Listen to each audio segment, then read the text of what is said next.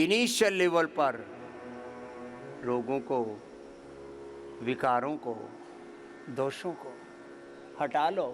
देखो, अपने अपने इष्ट का नाम और अपना काम दोनों को साधना पड़ेगा साथ साथ।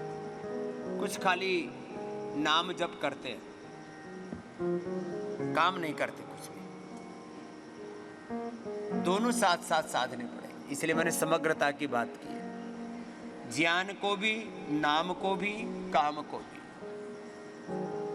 एक साथ सधेंगे, एक दूसरे के पूरक तत्व हैं। ज्ञान और भक्ति वो कर्म में, सेवा में परिणत होती है ना, पुरुषार्थ में।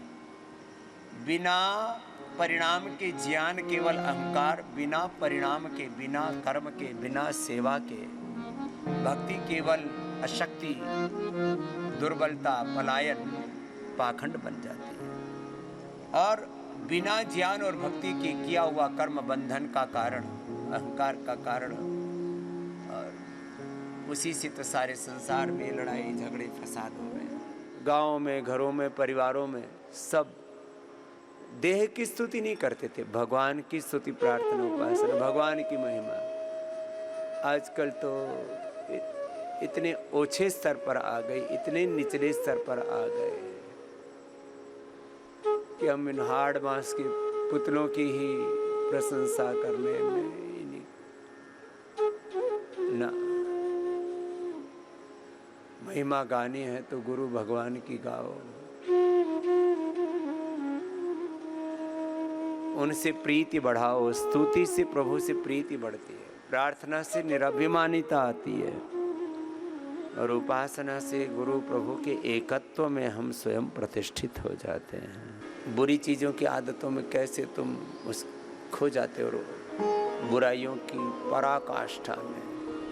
थोड़ा थोड़ा शराब पीना शुरू किया, थोड़ा थोड़ा नशा करना शुरू किया, और नशे में ऐसे रच बस जाते हैं फिर नशा करने वाले, भोग तृष्णाओं में, वासनाओं में, काम क्रोध हिंसा में, खून खराबे में, जो भी विकार, किसी में काम, किसी में क्रोध, किसी में लोभ, किसी में मोह, किसी में अहंकार, किसी में अविद्या, किसी में अस्मिता, राग, द्वेष, अभिनिवेश, किसी में और न जाने क्या क्या छोटे छोटे ऐसे विकारों में जरा सा लापरवाही हुई, एक बार फंसे और फिर ये पता ही नहीं लगा कब जीवन की पटरी उतर गई, अपनी मंजिल से दूर हो गई, कब अपनी गाड़ी जीवन की पटरी से उतर गई, कब इधर उधर खो गए। इसलिए रोगों भोगों में, विकारों में, वासनाओं में भग्न धर्म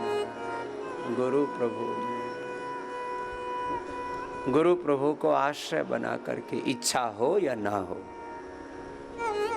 मैं बार बार कहता हूँ, चाहे जैसी परिस्थिति मनस्थिति हो, चाहे जैसा हाल हो, चाहे जैसा काल हो, हर समय एक जैसा हाल चाल नहीं होता। चाहे जैसा काल हो, चाहे जैसी परिस्थिति, चाहे जैसी हमारे सामने विकट से विकट स्थिति हो, स्थिति परिस्थिति, अनुकूलता प्रतिकूलता है, और कभी शरीर में, कभी इंद्रियों में, कभी मन में प्रमाद आता ही रहेगा।